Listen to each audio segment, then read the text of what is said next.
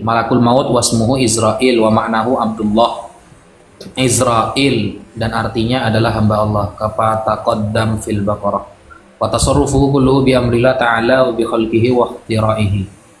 Wa rawa fil hadis annal bahaim kullu yatawaffallahu arwahuha duna malakil maut. Arwahaha dunal malakil maut kanahu ya'dam hayatu wa dzakara Ibnu Athiyyah qultu wa qad wa khilafu anna makalmu yatawaffa arwahu jami'a khalaiq hatta al-barghaf wal ba'udah.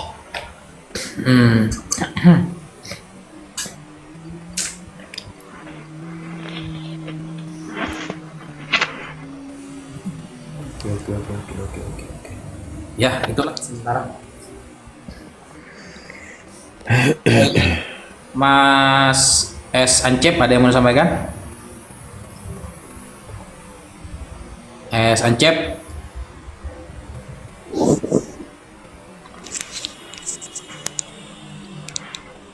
Halo? Apa ini?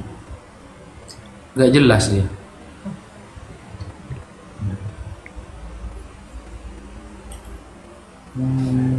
Om Genta. Tadi sekali naik Kristennya malah Lord Kafir yang mimpi Yesus. Tuh.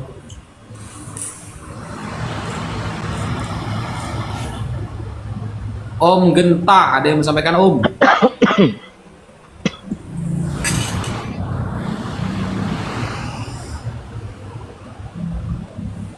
Gak ada suaranya.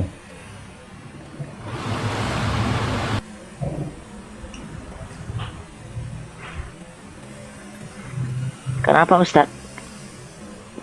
Gak ada suaranya. Ini pendeta Budi ini saya pernah tahu. Kayaknya terkenal juga ya. Iya Bung, lumayan beliau. Terus suka off cam kan debatnya sama siapa gitu kan? Offline. Ya. Offline ya, off cam. Pernah sama Pak Dondi kan? Sama Pak Dondi ya, benar.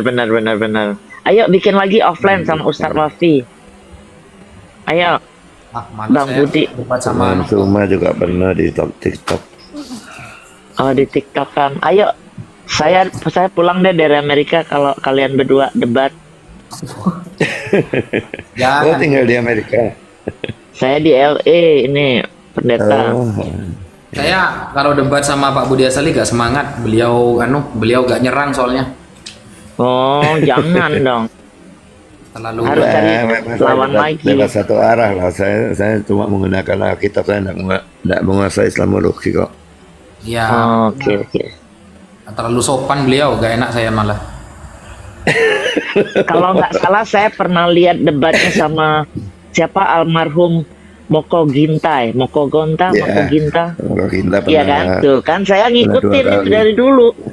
Udah lama kan itu pendeta berapa 5 tahun yang lalu kali ya? Iya. Iya. Terkenal nih pendeta, wah. Salam kenal ya. Jauh lah. Keren. 4 tahun yang lalu beliau sudah melalang buana. Lebih 5 tahun yang lalu, itu jauh sebelum COVID kok itu. Assalamualaikum. Jauh sebelum COVID, bener. Iya, 10 tahun mungkin. Saya lihat kan.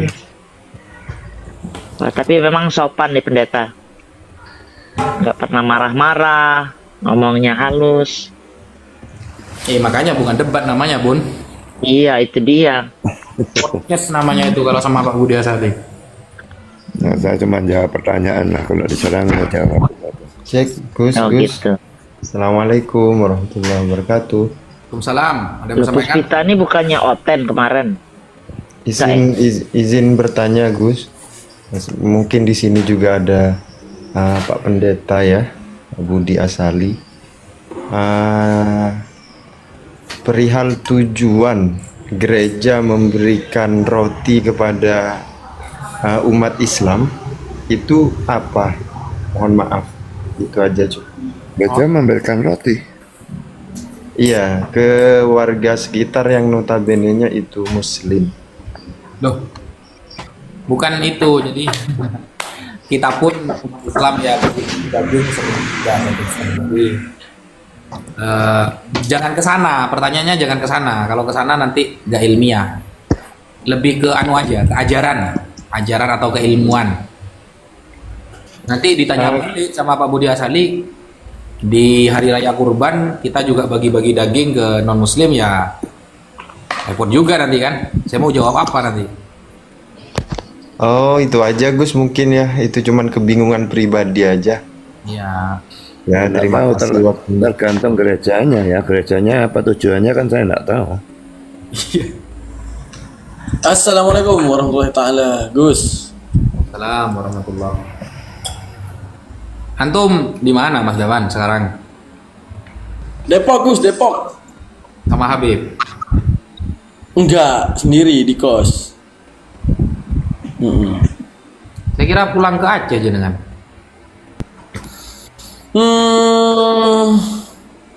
Kayaknya enakan di Aceh sebenarnya. Adat Aceh gimana ya, Ustadz ya? Kalau kita udah terlanjur merantau pulang malu, mending mati di rantau. Ada acaranya, pengen mati. Gimana? Masih terlalu muda. Sekarang zaman loh orang tidur di rel kereta api. Oh iya bener. Oke. Ya itu langsung ketemu anu itu sudah, langsung Ya, ketemu. kalau tiba-tiba mayat saya ditemukan teman-teman, itu berarti ide dari Gus Wafi ya teman-teman. Ini Tapi kereta mau lewat kan bangun, masa nggak bangun? sebenarnya apa namanya itu ya?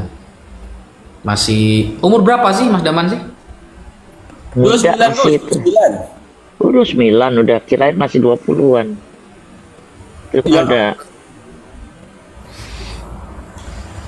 Oke. Utripa ini mau tanya atau mau ditanya? Assalamualaikum, Ustadz Wafi, Bunda Mila, sama Bang Daman. Waalaikumsalam warahmatullahi wabarakatuh. Perasaan suaranya tahu deh aku. Pernah naik dulu di komalnya waktu yang ada tanya jawab itu Bunda Mila. Oh iya benar. Ha. Ada yang mau ditanyakan Mbak? Ini saya cuma mau nanya Salam. Pak Budi satu aja sih Ustadz. Bang Tio tunggu dulu ya, gantian ya.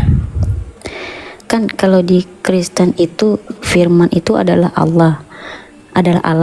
Nah, kalau di Kristen itu Tuhan orang Kristen kalau menciptakan pakai firman atau pakai apa?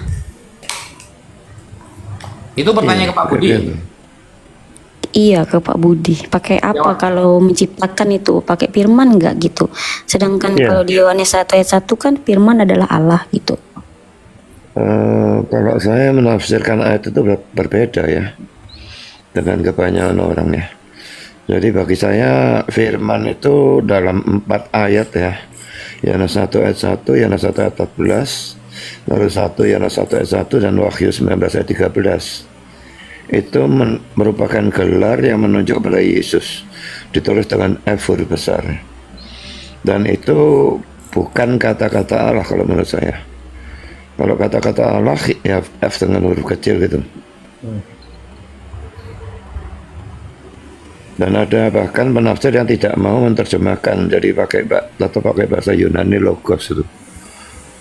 Karena memang itu gelar bagi Yesus. Kenapa Yesus dikasih gelar firman? Karena atau dalam bahasa Inggris kan word ya. Kita membedakan antara kata dan firman ya kalau dalam bahasa Indonesia, tapi dalam bahasa Inggris kan tidak ada.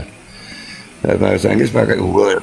Nah, kalau kamu ketemu aku dan aku tidak pernah berkata-kata apapun, kamu tidak akan kenal aku kan. Tapi kalau aku mulai bicara, nah mengeluarkan kata-kata, maka kamu akan kenal aku. Jadi Yesus disebut dengan istilah word atau firman itu karena melalui Yesus orang bisa kenal Allah. Dan by Yesus orang tidak bisa kenal Allah. Berarti Yesus itu penyampai firman Pak ya? Dia adalah firman, juga menyampaikan firman. Tapi kan nggak pernah Yesus sama Bapak Allah mengakui Yesus sebagai firman yang hidup. Nah, ya dalam Yohanes 1 ayat 1 ya. Enggak, kalau Dalam Yesus mulanya sendiri firman, sama Bapak firman Allah bersama sendiri Allah. nggak pernah kan ya menerangkan Kenapa? dia itu adalah firman yang hidup. Kenapa? Yesus sendiri atau Bapak yang mengutus Yesus nggak pernah kan bilang kalau Yesus itu firman yang hidup kan?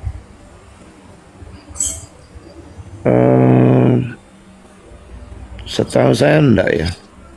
Nggak pernah kan? Tapi ya kan Maksimal kami percaya seluruh Alkitab itu firman Tuhan. Dari apakah Yesus yang bicara atau orang lain yang bicara, ya enggak ada masalah, tetap itu harus dipercaya sebagai kebenaran. Nah, kalau semuanya ada orang non Kristen nih nanya nih Pak, Yohanes tahu dari siapa?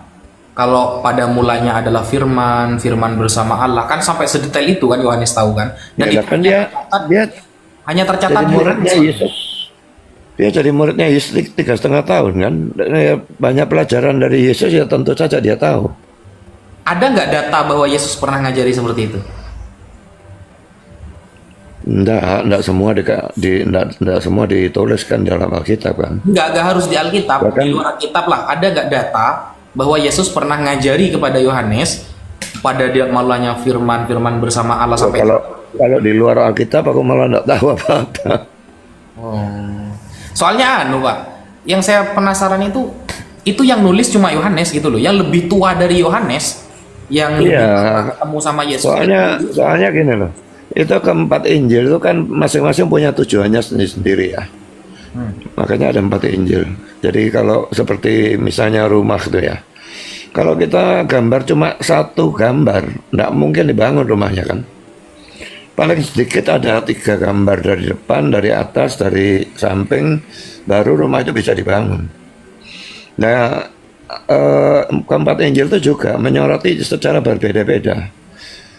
Jadi misalnya Matius itu menekankan Yesus sebagai raja. Kalau Markus itu menekankan Yesus sebagai hamba. Dan kalau Lukas menekankan Yesus sebagai manusia. Nah, Yohanes menekankan Yesus sebagai Allah. Jadi kalau makanya Matius itu menekankan Yesus sebagai raja harus ada silsilahnya, dikasih silsilah sampai Abraham selesai sampai di sana. Tapi kalau Lukas itu menekankan Yesus sebagai manusia, harus ditunjukkan bahwa dia keturunan Adam, maka silsilahnya sampai ke Adam. Nah, tapi dalam Markus karena dia ditinjau sebagai hamba mana ada orang goblis silsilahnya, tidak ada silsilahnya di sana. Nah, Yohanes karena juga menekankan sebagai Allah tidak punya silsilah, maka dia mengatakan pada mulanya adalah firman bersama-sama dengan Allah, dan firman adalah Allah. Jadi dari ayat yang pertama sudah menekankan Yesus sebagai Allah dia. Kalau misal ada pertentangan Pak antara Lukas dengan Matius misalnya, ayat yang menceritakan sesosok yang sama, ceritanya sama, tapi alur ceritanya berbeda, itu kira-kira yang dibenarkan yang Lukas atau yang Matius? Mestinya tidak ada pertentangan mestinya ya.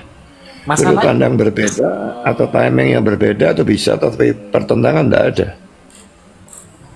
Ya kan, paham berbeda itu dalam satu konteks kan namanya bertentangan kan Pak? Enggak. Jadi maksudnya seperti misalnya dalam Lukas itu, dalam Matius dan Markus, waktu Yesus disalib itu kan 2 penjahat itu dikatakan mencela dia kan. Tapi dalam Lukas 1 dikatakan menghujat, bukan mencela. Yang tadi mencela, yang Matius dan Markus ya. Kalau itu dalam Lukas yang satu menghujat, tapi yang satunya membela kan. Dan dia menyatakan iman pada Yesus. Jadi itu bukan kontradiksi, tapi itu timingnya berbeda. Jadi mula-mula dua-dua itu di mana nemunya Pak bahwa itu timingnya yang berbeda? Kan di Alkitab gak dijelaskan secara detail kan? ya memang. Tapi itu kan kita kalau menafsirkan itu kan harus mengharmoniskan ayat dengan ayat, tidak boleh ditabrakkan kan. Nah, kalau ditabrakkan ya. Mengharmoniskan itu ada data penguat nggak di luar Alkitab? Dari para penafsir ya. Iya, para penafsir ketika mengatakan bahwa oh ini menghujat, ini kok membela, oh ini ternyata timernya yang berbeda. Nah, mengatakan timernya yang berbeda ini ada kata yang digunakan juga beda. Yang dalam Matius dan Markus itu kan cuma mencela, mengejek atau mencela saya lupa ya. Tapi kalau yang dalam Lukas itu menghujat, jadi kata yang digunakan juga sudah berbeda. Jadi jelas timingnya berbeda. Jadi mula-mula dua-dua mencela. Lalu satunya setelah beberapa lama melihat orang ini yang disalib di tengah-tengah ini kok berbeda sikapnya ya. Biasanya orang disalib itu kan sakit-sakitnya tuh mengutuk, mencaci maki dan segala macam, tidak karu-karuan. Tapi dia malah berdoa, Bapak ampunilah mereka karena mereka tidak tahu apa yang mereka berbuat. Jadi akhirnya dia malah menegur temannya yang menghujat itu, dan dia menyatakan iman kepada Yesus. Nah, Yesus berkata, hari ini juga engkau bersama dengan aku di dalam Firdaus. Jadi dia diselamatkan pada detik-detik terakhir hidupnya. Oh, berarti tentang timer yang berbeda, padahal ayatnya yang dibahas sama, itu penguatnya adalah memang murni dari tafsiran ya, bukan ada data penguat sejarahnya baru berpendapat. Bukan. Kalau Ini memang dari tafsiran sejarah dari enggak pakar. ada.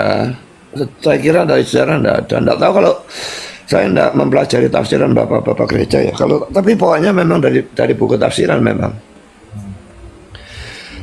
Oke. Mbak Ustadz, Utripan, dulu Ustadz, ada yang mau disampaikan sekali lagi? lagi ya Ustadz, saya tanya. Ya.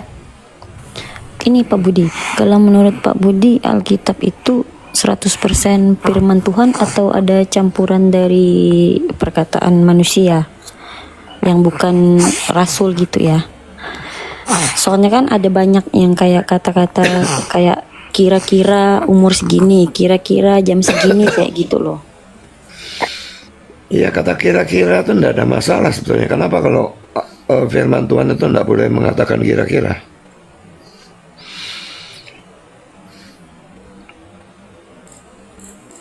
Mungkin maksudnya tidak ada kepastian, padahal Tuhan kan yang maha tahu gitu, Pak. Nah, ya kalau memang dia mau meneruskan kira-kira enggak ada masalah sebetulnya. Dia enggak mau memberikan kepastian gitu loh. Jadi mungkin Yesus mulai pelayanan pada kira-kira umur 30 tahun gitu misalnya ya. Ya enggak masalah itu. Iya, berarti kan itu memang murni inisiatif pemikiran penulis kan, bukan dari pengetahuan dari ilahi kan, berarti kan. Kalau pengetahuan dari ilahi tidak mungkin ada lafaz kira-kira sih, Pak. Bisa.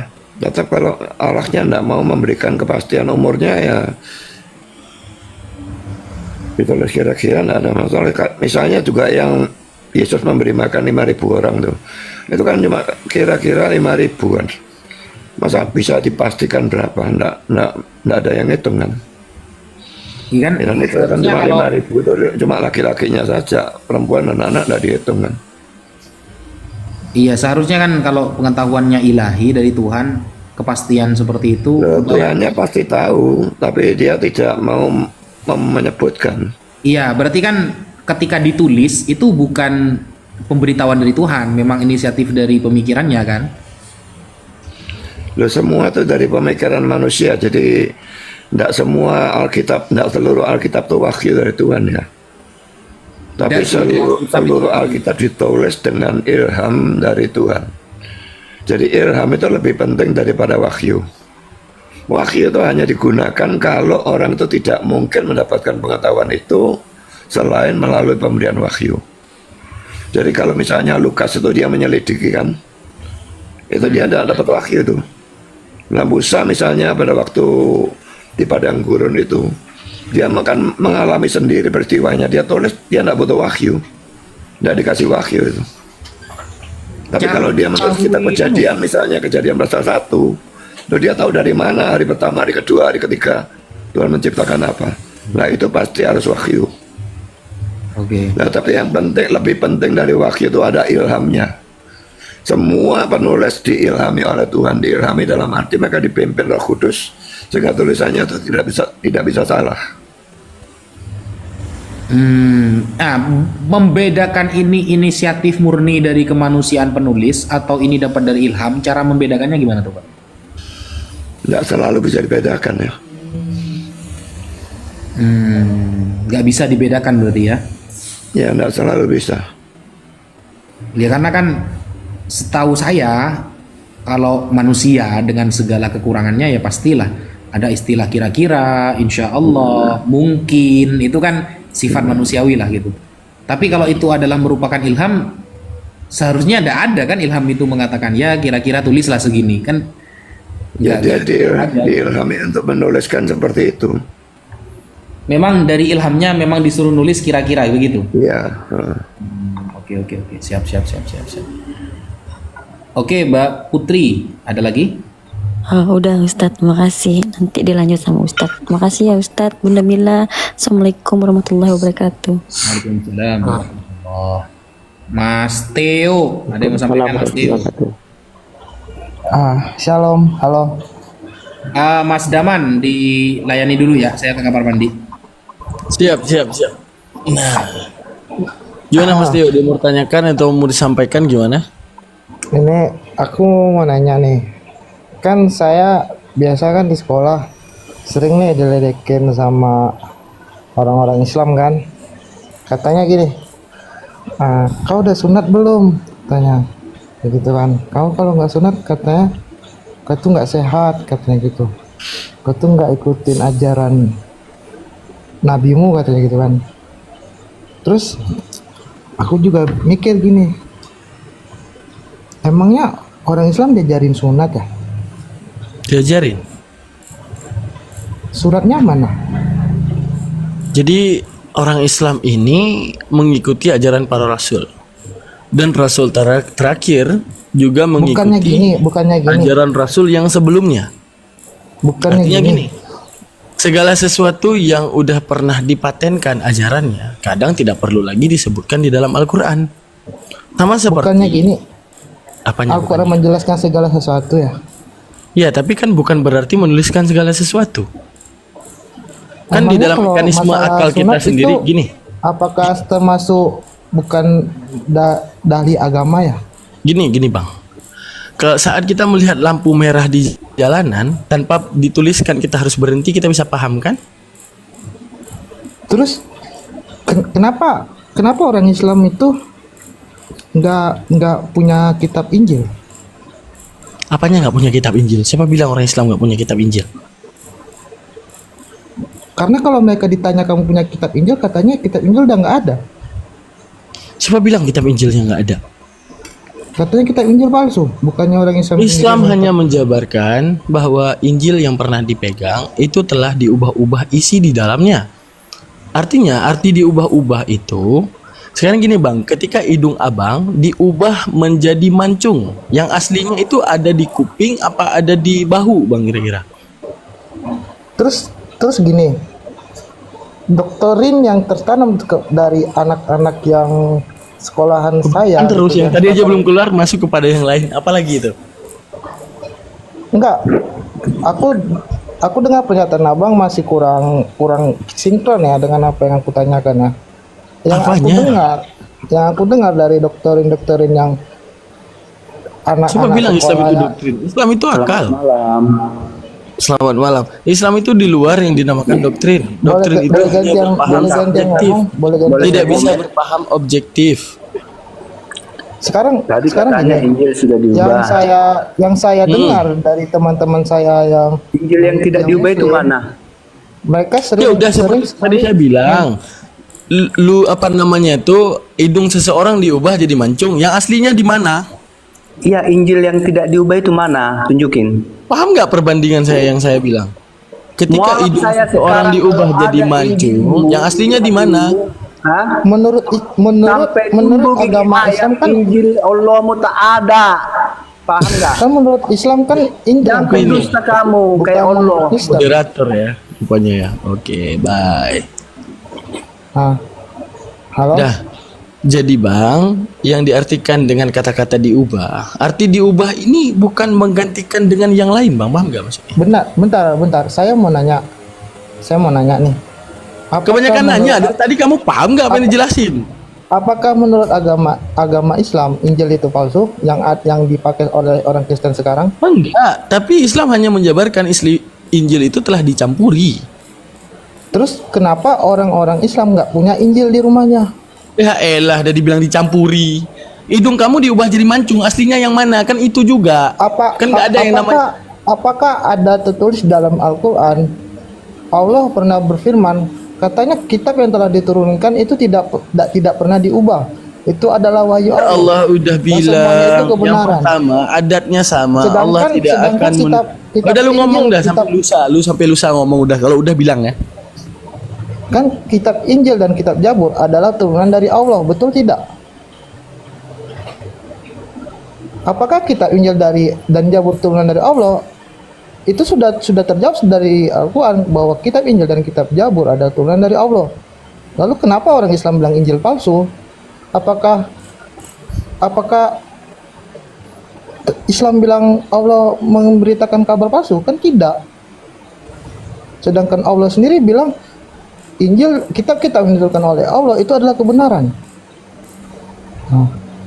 Lalu yang saya tanyakan sekarang, kenapa orang Islam tidak percaya, tidak pernah membuka Injil sama sekali?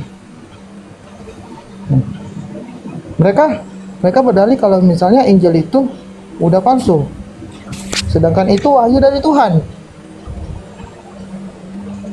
Tuhan itu esa, Tuhan itu satu.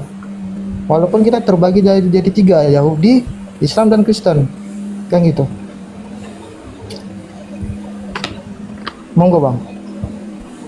Dah. Adat daripada para rasul itu sama. Apa adatnya? Apabila ada ajaran yang selewengkan, maka akan diutuskan utusannya. Sama seperti ajaran Taurat. Ketika ajaran Taurat itu diubah, Allah utuslah Nabi Isa, belum Nabi Muhammad. Di dalam Al-Baqarah disebutkan, demikianlah Isa putra Maryam kuutuskan untuk membenarkan Taurat. Apakah ada ayat di dalam Al-Quran yang menjelaskan bahwa kitab Injil dan kitab... Ngomong sama tai kucing loh. Ngomong sama tai kucing. Nah, jadi di dalam teologi Islam itu turunnya Al-Quran itu untuk memperbaiki segala sesuatu yang secara nafsunya manusia dan mengikuti hawa nafsunya mencoba memalingkan firman Tuhan. Itu teologi Islam. Contoh seperti gini. Islam menyebutkan wa ilahukum ilahu wahid. Tuhan itu Tuhan yang satu. Yang kedua, di dalam ajaran Musa, kalau kita meninjau daripada ajaran Taurat menyebutkan juga Shema Israel Adonai Elohenu Echad. Apakah kami akan mengingkari bahwa itu benar? Tidak. Selama dalilnya itu benar, tetap diimani. Akan tetapi kita melihat daripada ajaran Musa sendiri sebelum adanya ajaran kekristenan. Bang, Musa boleh saya bertanya? Dibilang kau ngomong malembu. Belum selesai kita jelasin. Sama juga hingga kemudian ajaran daripada Isa, ketika ajaran Nabi Isa mulai diselewengkan, baru Allah khatamkan dengan datangnya Nabi Muhammad. Untuk menunjukkan apa? Bahwa tidak akan diutusnya seorang rasul kecuali ada penyelewengan terhadap ajaran yang telah pernah disampaikan.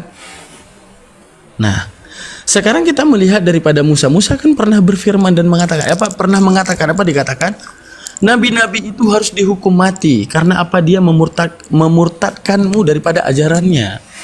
Musa aja memperingati murid-muridnya bahwa akan ada nanti yang akan menduduki kursi Musa yang kemudian membuat segala sesuatu yang tak pernah dikatakan oleh Musa, agar tapi mereka suratkan di dalam dalil-dalilnya. Misalnya seperti ini. Disebutkan Lot berzina dengan kedua anaknya di dalam ajaran Musa yang versi mereka. Kita melihat Al-Quran. Ketika kita melihat Al-Quran, Lut itu adalah seorang rasul yang tidak pernah berzina dengan kedua anaknya. Untuk menunjukkan apa? Al-Quran ini bukan menciplak, akan tetapi memperbaiki kisahnya. Di mana kisah yang telah mereka fitnah terhadap utusan-utusan Tuhan, Al-Quran mengangkat kembali derajat hal tersebut. Makanya dikatakan, ketika Musa mengatakan kepada muridnya, nabi-nabi itu harus dihukum mati, karena dialah yang akan memurtadkanmu daripada jalan Elohim. Disitulah kita paham bahwa akan ada yang kemudian menambah dan mengurangi mengikuti hawa nafsu mereka untuk menyelewengkan ajaran Musa. Lalu diutuslah Nabi Isa. Untuk apa diutus Nabi Isa? Membenarkan hal tersebut. Jangan kemudian mereka memfitnah rasul-rasul yang mulia. Hingga kemudian diubahnya ajaran Isa, baru diutusnya Nabi Muhammad. Sama seperti di dalam Al-Maryam 54. Apa dikatakan? Wahai Muhammad, ceritakanlah kembali kisah Ismail. Bukankah kisah Ismail itu sudah masyhur di kalangan Yahudi, sudah masyhur di kalangan Kristen, udah tahu siapa Ismail. Tapi cerita yang ada di Al-Quran justru berbeda. Di dalam dalam perjanjian lama, siapa Ismail? Ismail lakunya seperti keledai liar yang akan memerangi saudaranya. Lalu Nabi Muhammad diperintahkan oleh Allah menceritakan kembali kisah Ismail, di mana kisah Ismail tersebut dipandang sangat hina di kalangan Yahudi. Di dalam Talmud dan Midrash, dengan menyematkan Ismail pernah ingin membunuh Ishak karena ingin mengambil harta Abraham. Jadi Al-Quran, Mas Daman, sebenarnya ada kontradiksi antara salinan itu. Kalau kita lihat di salinan yang sekarang, Ismail itu kan dikatakan para, ya, keledai liar gitu ya. keledai liar. Kalau kita lihat di Samaritan teks itu tertulis pere, atau terbalik ya, pere, antara pere dan para. Kalau dibaca salah saja di Samaritan teks itu tertulis para kalau nggak salah. Itu artinya dia yang akan yang subur, dia yang subur. Maksudnya akan banyak anaknya, akan menjadi bangsa yang besar gitu. Itu ada kontradiksi antara Samaritan teks dengan yang sekarang. Yang sekarang ini kan apa kalau yang sekarang? Mesorah ya, Mesorah itu teks ya. Tapi Injil atau Alkitab diubah-ubah itu tidak cocok sama sekali dengan data sejarah ya. Jadi sebelum penemuan Dead Sea Scroll itu, Gunungan Laut Mati itu ya, tahun 1947 itu manuskrip yang tertua yang dimiliki manusia itu di atas tahun 1000 ya, 1000 Masehi. Dan penemuan Dead Sea Scroll itu manuskrip yang ditemukan itu lebih tua 1000 tahun. Tapi pada waktu dua manuskrip itu dibandingkan, ada perubahan sangat-sangat sedikit. Antara apa ini, Bang? Islam kan muncul di antara dua waktu itu kan. Kalau memang ada perubahan, sekarang perubahannya itu kapan gitu loh? Ini ya maksudnya yang mana ini, Pak? Antara manuskrip yang mana dan yang mana maksudnya? Yang sedikit Saya perubahan. nggak tahu nama manuskripnya ya, tapi Dead Sea Scroll itu bisa di Google saya kira. Ditemukan tahun 1947 dan itu lebih tua 1000 tahun dari manuskrip tertua yang dimiliki manusia pada saat itu. Jadi itu penemuan yang luar biasa memang. Jadi di waktu dibandingkan tidak ada perbedaan yang terlalu berarti.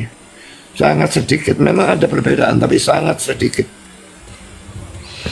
Jadi di mana dan kapan itu loh perubahannya itu dilakukan untuk kapan? Karena Islam ada muncul di tengah-tengah itu, di tengah-tengah manuskrip yang ini dan manuskrip yang satunya. Sebenarnya antara Septuagint dengan Mesorah saja perbedaannya banyak, Pak. Nah ini perjanjian lama kan? Jadi dalam bahasa Ibrani bukan kan perjanjian lama. Apa? Septuagint Iya, tapi perjanjian lama. Septuaginta kan diterjemahkan ke dalam bahasa Yunani kan. Kalau Iya. ini enggak, manuskrip Ibrani ini. Iya, jadi tapi kan yang resmi, maksudnya yang resmi dipakai sekarang yang diyakini mayoritas itu kan antara Septuagint atau Mesorah kan ya. Kalau Mesorah kayaknya LAI itu lebih condong ke Mesorah sih, Pak. Kalau saya lihat. Tapi banyak masih kayak Elia Myron itu malah pro kepada Septuagint, Elia Myron itu. Dan itu Kristen yang mendukung dia banyak juga gitu. Dan memang kalau kita lihat antara Septuagint yang sudah jadi Yunani LXX itu dengan Mesorah itu perbedaannya banyak banget, bahkan mencolok, Pak, gitu loh, mencolok. Ya kalau Septuaginta soalnya kan sudah terjemahannya dan tidak mungkin dari Ibrani diterjemahkan ke Yunani bisa persis, tidak mungkin. Bahasa satu ke bahasa lain itu gramatikanya bisa berbeda, lalu perbendaharaan katanya bisa tidak ada. Jadi tidak mungkin bisa persis kalau menerjemahkan itu. Pak, bukan. Kalau seperti itu saya paham, Pak. Kalau seperti perbendaharaan yang berbeda itu tapi ini bukan tentang perbendaharaan, bahkan akan menyangkut sejarah nantinya ketika ini berbeda gitu loh. Sehingga perbedaan itu memang benar-benar ada. Sehingga banyak para ulama kita itu dulu mencatat. Jadi para ulama kita itu yang akrab dengan pendeta-pendeta zaman dahulu itu banyak. Dan mereka bahkan saling mengkaji ya. Antara validasi kitab suci itu saling mengkaji. Misal Imam Qurtubi punya kitab namanya Al-I'lam bima fi dinin nasara minasyakki wal auham. Nah, tentang kabar-kabar yang masih meragukan di dalam lintas Nasrani atau lintas sejenisnya. Wal auham. Auham ini dari kata waham. Waham ini sesuatu yang sebenarnya kurang diyakini tapi sudah terlanjur jadi ayat misalnya. Itu ada memang, Pak. Dan bahkan sampai detik ini pembaharuan itu selalu update itu ada. Kalau kita lihat di Markus 16 nomor 8 misalnya, di Markus 16 nomor 8 itu ada 2 paragraf yang diterjemah oleh LAI. Padahal kalau kita lihat di secara sola scriptura di bahasa Yunani itu cuma ada 1 paragraf. Nah, pembaharuan semacam itu memang setiap abad itu ada. Setiap abad itu mesti ada, dan bukan 1-2 ayat tapi banyak. Jadi sehingga cuma susahnya begini, Pak. Banyak teman-teman Kristen mengira Injil yang dimaksud Al-Quran itu adalah Bible. Itu gak betul itu. Jadi Injil yang Allah kabarkan, wa yu'allimuhumul kitaba wal hikmata wat taurata wal injil, bahwa Allah yang mengajarkan Nabi Isa tentang Taurat dan Injil, itu bukan Injil yang Bible sekarang, bukan. Itu yang disalahpahami. Sehingga kalau di apa ya, tunggu dulu Pak Deose ya, saya selesaikan narasi saya dulu ya. Nah, sehingga Bible ya Bible gitu, Bible ya Bible, The Biblos ya Biblos, Injil yang dalam Al-Quran ya Injil kepada Nabi Isa. Itu beda sih, bagi saya beda gitu. Monggo Mas DOC, mungkin ada yang mau disampaikan. Oke, selamat malam semua. Ya, selamat malam. Ya, saya cukup tercengang ya dengan pernyataan Ustadz Wafi yang mengatakan bahwa Injil yang diberikan kepada Nabi Isa yang Anda yakini sama dengan sesosok Yesus Kristus. Ah, bukan kata saya tadi. Oke, bukan. Oke. Sama Injil ya, Injil. Kita bahas Injil. Kalau misalkan Injil bukanlah Bible itu, terus Injil yang mana yang aslinya? Tadi Mas Daman sudah jawab. Saya belum dengar. Jadi begini, Pak. Islam itu diwajibkan oleh Allah untuk beriman kepada kitab-kitab yang pernah diturunkan kepada para nabi terdahulu. Dan memang Allah tidak pernah menjamin kitab itu akan terjaga kecuali hanya Al-Quran. Hanya Al-Quran yang mendapatkan penjagaan langsung dari Allah, akan tetap seperti itu sampai hari kiamat. Kitab-kitab terdahulu itu tidak ada jaminan, sehingga sangat banyak kemungkinan akan disusupi, akan terjadi pentahrif ya, seperti apa, tahrif itu bahasa sekarang apa, dirubah-rubah, ditambahi, dikurangi dan lain sebagainya.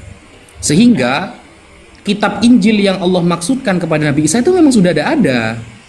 Ketika Nabi Isa sudah selesai masa tugasnya, tugas beliau itu cuma di Bani Israel, diyakini oleh umat Islam seluruhnya sepakat Nabi Isa hanya Allah utus untuk Bani Israel saja. Sehingga ketika Nabi Isa sudah selesai dan umat Islam meyakini akan ada Nabi setelah Nabi Isa, maka sudah tidak berlaku Injil yang di zaman Nabi Isa itu. Makanya sudah nggak ada. Oke, bentar, bentar Pak Ustadz ya. Apakah Anda meyakini bahwa apakah yang Anda maksud itu Nabi Isa dengan Yesus itu sama nggak menurut Pak Ustadz? Bagi saya begini Pak. kalau kita melihat fakta sejarah, kita tutup dulu kitab suci ya, antara Bible dengan Quran, tutup dulu ya. Kalau kita mau lihat sejarah, mau tidak mau, kita harus sepakat Pak, orang yang lahir tanpa seorang ayah hanya ada satu sosok Pak. Hanya ada satu sosok. Nah, tidak ada dua, tidak pernah ada dua orang, dan ibunya sama, antara Islam, Kristen sama Yahudi, sama-sama menyebutkan Maria. Nah, dan sama-sama keluarga, masih keluarga dengan Zakaria. Nah, karena sosok ini sama, ya karena sosok ini satu cuma, maka kitab suci Al-Quran ketika menceritakan si Isa atau Yesus yang diceritakan oleh Bible, itu mau tidak mau merujuk kepada satu sosok ini nih, yang lahir tanpa bapak ini. Karena cuma satu sosok dalam sejarah, ada orang yang lahir tanpa bapak. Cuma bedanya, karena cara menceritakannya berbeda, ya. Misal Pak Budi Asali. Yang saya tahu, Pak Budi Asali ini bukan hanya pendeta, tapi seorang petinju. Dengan saya melihat video-video beliau itu berolahraga, kan begitu. Nah, teman-teman Kristen melihat Pak Budi Asali ini hanya seorang pendeta, karena tidak pernah melihat Pak Budi Asali ini bermain tinju, misalnya. Maka satu-satunya yang bisa dibenarkan adalah yang bisa membuktikan datanya secara valid dan akurat. Jadi bagi saya Pak, bagi saya sebenarnya yang diceritakan oleh kitab suci Bible dan Al-Quran ini adalah sosok yang satu, orang yang lahir tanpa seorang ayah. Karena faktanya sejarah hanya menceritakan satu orang tuh. Cuma karena Al-Quran bilangnya ini lahir di pohon kurma, yang Bible bilang lahir di kandang domba. Nah, inilah yang akan menjadi perdiskusian nanti. Siapa yang ceritanya benar, gitu loh. Kalau itu maksudnya Ustadz Wafi, itu aku udah paham ya. Secara bahasa memang kita harus meyakini bahwasanya ada yang namanya forensic correspondent atau perubahan kosakata, perubahan pengungkapan.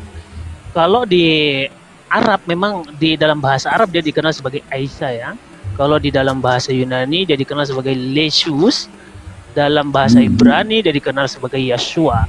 Ya memang di sana terjadi ada forensik korespondensi. Nah, sekarang saya pakai cara sederhana yang membuat saya berpikir secara logis.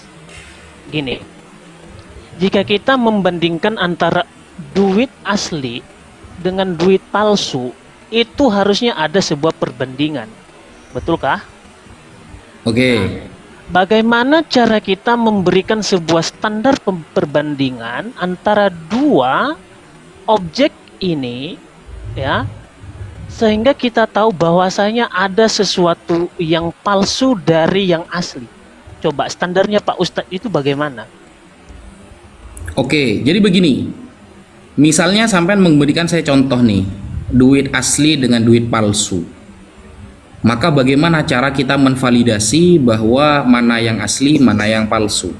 Maka bagi saya, satu-satunya cara untuk mengetahui ini duit asli dengan yang palsu adalah satu, dengan cara bertanya kepada seorang pakarnya, pakar keuangan. Dia yang paling tahu nih ciri-cirinya, bagaimana cara menunjukkannya, atau menggunakan alat. Oke, jadi menurut Pak Ustadz ini pakar dari kedua kitab ini sebetulnya siapa? Pakar dari untuk mengetahui kitab ini siapa pakarnya? Nah, ini ya. Kenapa saya itu lebih mengatakan bahwa Islam adalah tentunya kembali ke setelan pabrik dong, Pak. Oh, enggak gitu.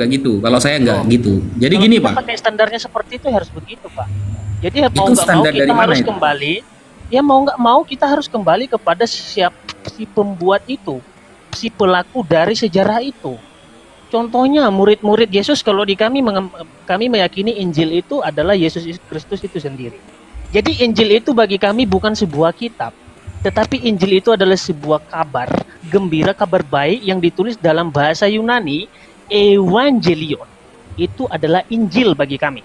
Sebab kami tahu bahwa Injil itu adalah kabar baik yang dimana ketika Yesus dilahirkan ketika Bunda Maria ketemu dengan malaikat. Ya. Yang Pak, pertama, saya kok kaget ya maknanya seperti itu. Berarti Loh. kata Injil ini diambil dari kata evangelion. oh iya toh Pak, itu kan bahasa, kan Injil diperkenalkan dari bahasa Yunani, evangelion. Loh, bukannya Nabi Isa itu berbahasa Aramai? Kok kitab sucinya kok tentang firmannya pakai bahasa Yunani? Oke, berdasarkan Matius 28 ayat yang ke-19 di situ kan ada ini iman saya Pak ya. Ini iman saya. Di situ kan Enggak, maksudnya bentar biar saya jelaskan. Iya. Bentar. Hmm. Kami meyakini Yesus itu memberikan amanat agung untuk memberitakan Injil kepada seluruh bangsa. Iya. toh? Dan kemudian murid-murid Yesus untuk mencapai seluruh bangsa dalam pemberitaan Injil itu harus menggunakan bahasa internasional, yaitu bahasa Yunani. Nah, itu di mana itu Pak datanya Pak? Bahwa kitab suci di saat itu harus berstandar bahasa internasional. Di mana datanya itu? Bukan harus berstandar, tetapi pemberitaan Injil itu mau nggak mau ditulis harus dalam bahasa Iya, internasional. itu datanya di mana? Mau nggak mau harus dipakai bahasa internasional, itu datanya di mana? Itu Mau kan nggak ditulis mau? oleh para rasul. Iya, coba di mana saya harus membuka data tersebut? Bukan Mau nggak apa, mau harus Ini loh, tertulis Pak. dengan Data, bahasa tapi- internasional. Itu di mana itu dalilnya?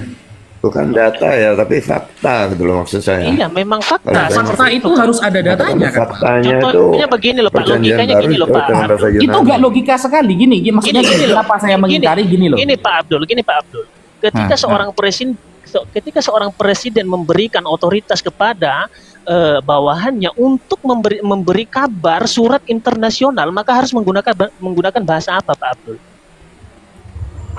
Nah, presidennya siapa dalam kasus Yesus? Yesus berarti Oh, presidennya. kita tidak perlu bahas siapa presidennya, kita harus membahas siapa otoritas tertingginya. Loh Pak, mengkiaskan Ketika itu ada seseorang, syaratnya loh Pak. gini loh Pak, ketika ada seseorang oknum yang memerintahkan sebuah kabar, memerintahkan bawahannya untuk memberitakan surat secara internasional, maka harus menggunakan bahasa apa? Ya, itu yang mengharuskan siapa berarti di saat itu, di zaman Yesus? Enggak, secara logika Pak, kita berpikir secara logika, secara Karena logis. Anda menyamakan suatu kejadian yang nggak connect Pak gitu loh. Jadi gini loh, Pak, masalahnya Pak, pemberitaan Injil itu tidak hanya tervakum dalam satu bahasa saja. Sebab pemberitaan Injil itu berlaku untuk seluruh bangsa. Jadi gini loh Pak, secara standar logika yang masuk akal, yang harus diterima mau tidak mau diterima, ya harus menggunakan standar yang saya katakan barusan. Ya itu mana datanya? Harus kitab suci di zaman Yesus Secara harus logika loh, Pak. standarnya pakai bahasa internasional, mana datanya itu? Tentu gini loh Pak, kalau Anda misalnya punya sebuah pikiran yang mengatakan yang mengharuskan kita harus berpikir, bukankah dalam Al-Qur'an dikatakan kita harus berpikir toh secara logika. Secara logika Iya, logikanya pada siapa saat dulu itu, kalau bukan logikanya Anda maksud Al-Qur'an? jika seorang otoritas tertinggi memberikan perintah kepada bawahannya untuk memerintahkan sebuah surat kepada kalangan internasional, maka harus menggunakan bahasa apa? Oke Pak, saya paham. Penjelasan Anda akan di sana nanti sudah bermuara di sana nantinya. Loh, ini kan Maksud saya kan begini. pemahaman saya, karena Iya. Bapak tadi mengatakan Saya minta data Pak. Kan Saya Anda minta tadi data mengatakan- bahwa memang kan sampai mencontohkan, mengkiaskan. Ingat Pak, orang yang sudah berani mengkiaskan, kias adalah menyamakan suatu kejadian dengan kejadian yang lain karena ada unsur kesamaan. Loh, itu kan Itu udah kias. faktanya Pak. Fakta Loh, itu bahasa internasional fakta itu pada harus saat disertai itu data, bahasa Pak. Yunani. Oke, ya. Saya satu Mana device. datanya bahwa dulu Sekarang saya sampai mencontohkan presiden menyuruh untuk membuat surat secara internasional otomatis pakai bahasa Inggris. Mau sampean katakan disamakan dengan kasus di kejadian Yesus. Sedangkan Ya udah, Yesus kalau tidak begitu saya- pernah Oke, mengatakan kalau begitu. untuk menuliskan kitab-kitab tersebut dengan bahasa Yunani, tidak pernah. Bahkan Yesus nggak tahu apa itu kitab Yohanes. Ya udah, kalau begitu saya minta data sekarang secara langsung, Injil yang asli itu yang mana? Kok dimintai data malah minta balik? Saya Kalau sampai kalau ketika saya bernarasi, mempertanyakan, iya. kalau saya mempertanyakan data yang sama seperti Anda mempertanyakan data kepada saya juga mempertanyakan balik mana data Lucu, yang Pak. Anda Nggak logik, katakan Pak. bahwa Injil yang asli itu dipalsukan. Coba mana Nah. yang asli? Nah, itu pertanyaan Anda sudah salah itu. Gini, Loh, kok saya pertanyaan jelaskan, saya salah? Boleh saya menjelaskan? Gini loh Pak, masalahnya Boleh gini. Bang menjelaskan? Bang DOC bisa ya kondusif ya. Dari tadi Oke, Abang duduk siap, dulu. siap, silakan. Oke, tunggu jawaban nanti Aku ditanggapi ya. Aku mute. Oke, tunggu saya persilahkan ya. Oke, silakan Bang Ustaz Abdul Lafi. Jadi begini, ini ya. Bang DOC itu mengatakan, Kak, oke lah, kalau begitu mana yang asli? Ini pertanyaan mayoritas Kristen kepada umat Islam yang memang gagal faham kepada apa itu Injil, gitu loh. Di dalam Islam, keyakinan kita itu kewajibannya beriman. Apa iman? Tasdik, membenarkan bima ja'a bihin Nabi sallallahu alaihi wasallam, tentang apa yang pernah disampaikan oleh Nabi dan Allah Subhanahu wa taala di dalam Al-Qur'an. Jadi Nabi pernah mengatakan nih, Al-Qur'an mengatakan bahwa dulu ada seorang nabi yang diturunkan oleh Allah di kalangan Bani Israel, namanya Isa. Dia diberikan kitab oleh Allah namanya Injil. Dia diutus hanya untuk Bani Israel. Nah, ketika selesai masa jabatannya, dia diangkat oleh Allah, maka selesai kitabnya. Maka kalau sampai mau nanya yang asli, mana yang asli? Memang gak ada sudah yang asli. Kenapa? Masa jabatannya sudah selesai, Pak. Kecuali nih, di dalam Injil yang dimaksudkan dalam Al-Quran itu dikatakan Allah akan selalu menjaga kitab itu. Wah, baru sampai harus bertanya kepada saya mana aslinya. Atau di dalam Al-Quran diterangkan bahwa Injil itu akan selalu ada sampai hari kiamat. Nah, Anda baru tanya kepada saya mana yang asli. Nah, perkara yang sudah tidak ada Anda tanyakan mana? Itu kan pertanyaan ngawur. Kenapa saya mengatakan begini? Gini, Pak, Yesus setiap hari dengan murid-muridnya ngomongnya pakai bahasa Aramaik misalnya, atau Ibrani misalnya. Dia sebagai kabar berita baik dari Tuhan, sebagai sang firman, diimani oleh teman Kristen sebagai sang firman, menyampaikannya firman itu dengan bahasa apa? Dengan bahasa Ibrani atau bahasa Aramaik. Nah, kemudian muncullah ayat di dalam Bible, Injil Yesus. Kata Injil Yesus kan kata majemuk itu, Pak. Berarti Injil yang dimiliki oleh Yesus, ya, bukan Injil-Injil lain. Kalimatnya kan seperti itu di dalam Bible, bukan Injil-Injil lain, tapi Injil Yesus. Nah, Injil Yesus ini mana? Kalau memang itu yang diabadikan, karena Anda sudah meyakini Yunani itu sudah terjemahan, berarti Yunani pun sudah terjemahan, diterjemahkan lagi ke bahasa Indonesia. Karena mengikuti bahasa internasional kan, kata jenengan kan, mengikuti bahasa internasional. Nah, Yunani itu aslinya.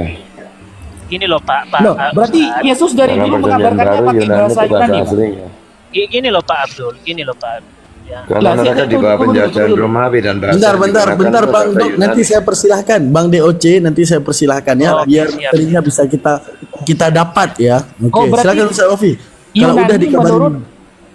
Yunani menurut Pak Budi Asali itu sudah aslinya. Iya. Karena mereka di bawah penjajahan Romawi dan dalam pembicaraan sehari-hari mereka menggunakan bahasa Yunani. Jadi mereka bisa bahasa Aramaik, mereka bisa bahasa Yunani, tapi Bible Perjanjian Baru tulis dalam bahasa Yunani. Aslinya Yunani. Di mana kalau Yesus setiap hari ngomong Yunani? Datanya, Pak. Loh, itu sejarah ya. Mereka kan di bawah penjajahan Romawi dan bahasa sehari-hari yang digunakan tuh Yunani. Kalau bahasa kelas tinggi itu bahasa Latin. Indonesia meskipun ada beberapa kali penjajahan tetap pakai bahasa Melayu, Pak. Jadi maksudnya gini, Pak. Ketika Yesus sesuai kata Bapak mengabarkan Injil itu dengan bahasa Yunani kepada murid-muridnya, data penguatnya Bapak di mana? Itu bukan data ya, itu fakta ya. Faktanya itu manusia-manusia itu kan dalam bahasa Yunani semua. Ya, faktanya kan Yesus setiap harinya ngomongnya Aramaik sama murid-muridnya, Pak. Iya, tapi mereka bisa bahasa Yunani karena di bawah penjajahan Yunani itu tidak mungkin mereka. Jadi seperti Indonesia dijajah Belanda tempo hari 350 tahun. Banyak kan sampai sekarang orang-orang yang masih bisa bahasa Belanda kan. Nah, berarti Injil Yesus itu pakai bahasa Yunani. Iya. Seluruh perjanjian baru bahasa Yunani. Oh, enggak. Injil Yesus, bukan yang Matius, Lukas, bukan. Injil Yesus itu pakai bahasa Yunani. Oh, Pak Ustadz jangan itu, jangan. Injil Yesus maksudnya apa? Kalau bukan Matius, Markus, apa? Saya nggak ngerti maksudnya apa. Masalahnya Pak Ustadz meyakini bahwa Injil itu kitab. Injil itu kabar baik, Pak. Dalam iman Kristen, Injil itu kabar baik yang ditulis oleh para rasul. Artinya Injil itu kabar baik. Bukan kitab yang diturunkan kepada Yesus. Sejak kapan Yesus menerima kitab? Gimana sih Ustadz ini? Gini. Saya nggak akan logik cara berpikir saya ketika Yesus yang setiap hari ngobrol dengan murid-muridnya menggunakan Aramaik, tetapi nama Injil itu kan di ayat itu kan ada tuh kan ya, Injil Yesus diambil dari kata Yunani. Bayangkan, Evangelion. Coba Mas DOC jelaskan ke saya perubahan kata dari Evangelion menjadi Injil itu, coba jelaskan. Oke, gini Pak ya. Ya, secara bahasa saja. Gini loh, Pak Ustadz. Dari Evangelion menjadi Injil, coba. Itu akar katanya apa, lalu menjadi apa gitu, coba. Saya harus buka data nih. Bentar ya. Dari kata Evangelion. Boleh aku itu ya, aku ngopi bentar ya. Enggak apa-apa. Aman, Pak, aman. Oke. Dari kata Evangelion. Ini menurut keimanan saya, Pak ya. Saya tidak mau nyangkutin ke iman Bapak, soalnya saya mempertanggungjawabkan iman saya, oke? Oke, enggak apa-apa, aman. Oke, ya siap. Nggak apa-apa, cuma saya gini Pak, saya dikit-dikit belajar lah ya, Yunani itu sedikit-dikit belajar, meskipun nggak banyak. Itu nggak logik kalau Evangelion jadi Injil, kan diambil dari akar kata apa, lalu jadi apa? Kalau Yesus, Yasua itu bisa, saya bisa. Dari Yasua menjadi Isa, itu dari akar kata apa? Saya bisa menjelaskannya dari karena itu satu rumpun ya. Ibrani, Aramaik sama bahasa Arab itu satu rumpun. Saya bisa menjelaskan itu. Menjadi bahasa Arab bisa, dari akar kata apa menjadi apa, akhirnya dibaca Isa. Ada yang dibaca Yasua, bisa. Dari Evangelion menjadi Injil, itu akar katanya apa? Kok bisa jadi Injil? Injil kan dari bahasa Arab ya. Pak, Injil ini tetap akar katanya dari bahasa Semitik, Pak, bukan Yunani. Iya, tapi dari bahasa Arab bukan? Di bahasa Arab ada dari An-Najlu. Lengkap malah kalau di bahasa Arab diambil dari kata An-Najlu. Nggak ngerti kenapa kok pakai kata Injil, nggak ngerti saya. Nah itu Pak, kenapa kok? Tapi itu terjemahan dari kabar baik itu, Evangelion itu. Nah seharusnya gini Pak, ini cuma usulan Pak ya. Cuma usulan, diterima nggak apa-apa, nggak diterima nggak apa-apa. Oke, saya besarkan ya. Coba. Gimana? Coba dijelaskan dulu. Kurang itu ya. Kurang. Coba dikasih layar besar, Pak, coba. Oh, ntar. Izin Pak ya, ini iman saya ya. Ini iman saya. Enggak apa-apa, aman Pak, aman. Coba ntar saya besarin ya.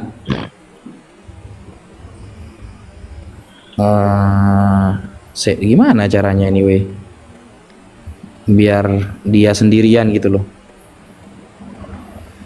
Nah, oke.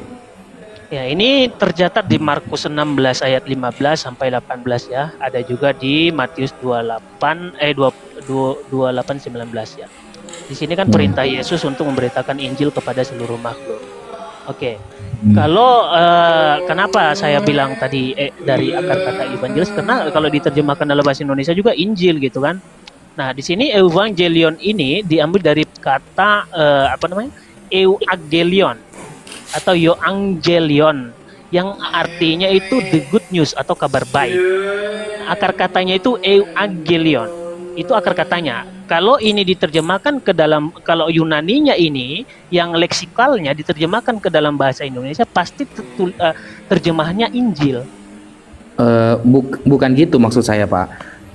Kalau memang Injil itu diambil dari kata Yunani, seharusnya yang tertulis Evangelionnya, bukan Injil. Ya, berarti Injil itu masalahnya kalau diterjemahan ke dalam bahasa Indonesia pasti terjemahannya Injil. Ya, itu ya iya Pak.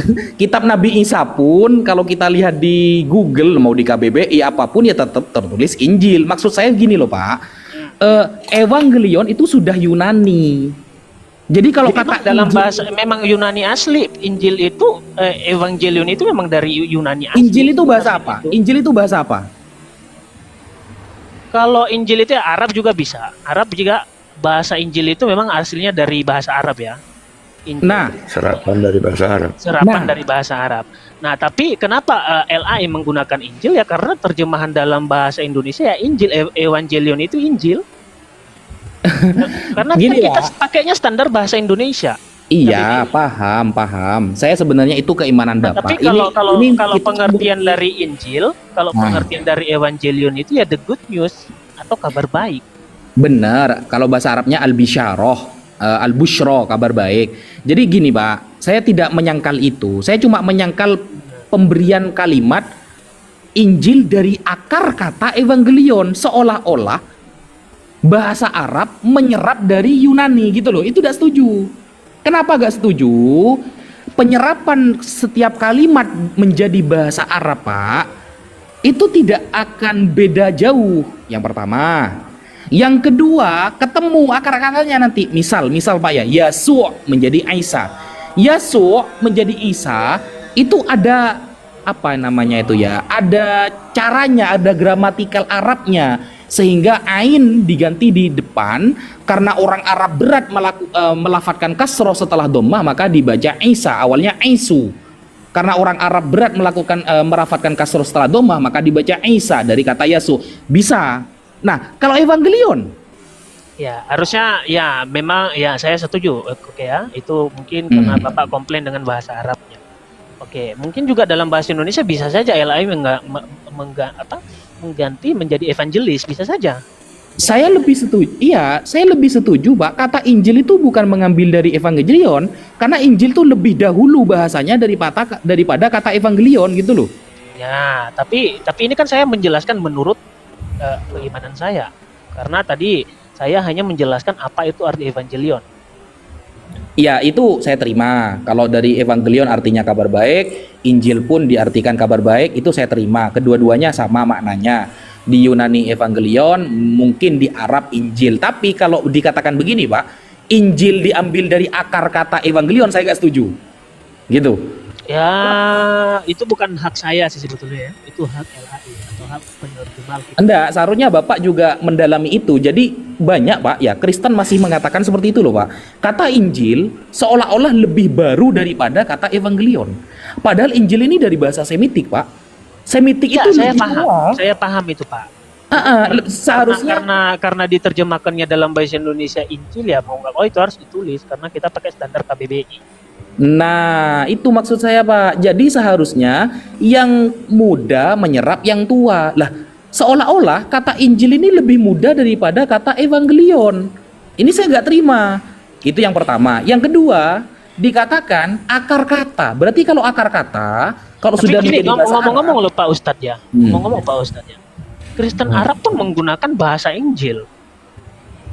oh, iya, dari dulu ya seperti itu, Pak. Ya iya, Kristen Arab justru lebih duluan menggunakan kata Injil sebelum Al-Qur'an. Iya, saya tidak sedang Nah, itu mungkin membantah gini itu. loh Pak Ustadz. Mungkin gini Pak Ustadz. Mungkin orang LAI itu pede menggunakan kata Injil karena kita orang Kristen sudah duluan menggunakan Injil dalam bahasa Arab orang Kristen.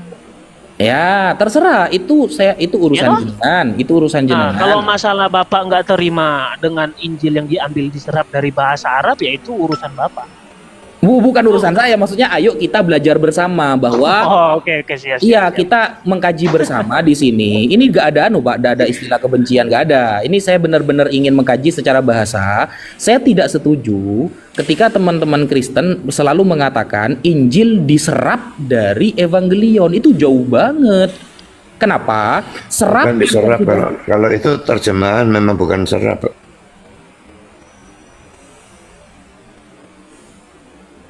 Menurut saya bukan serapan sama sekali. Karena Yunani tidak ada hubungannya dengan, kan tidak serumpun gitu.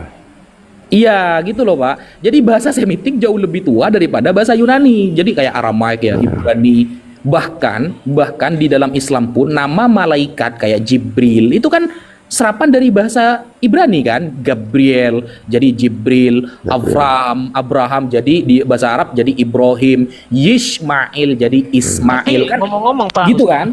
aku penasaran juga nih tentang Ibrahim ya, tentang Ibrahim. Nah, sementara kalau di dalam Taurat ya, Tapi ini selesaikan dulu. Berarti setuju ya dengan kalimat saya, Injil bukan serapan dari Evangelion. Setuju berarti ya? masing-masing ya keimanannya kita setuju lah. Nah, Pak Budi Asali setuju loh. Mas Deose setuju nggak nih? Ya setuju. Oke, mantap. Ini Saya bukan mau alihkan. keimanan ya, ini cuma ini.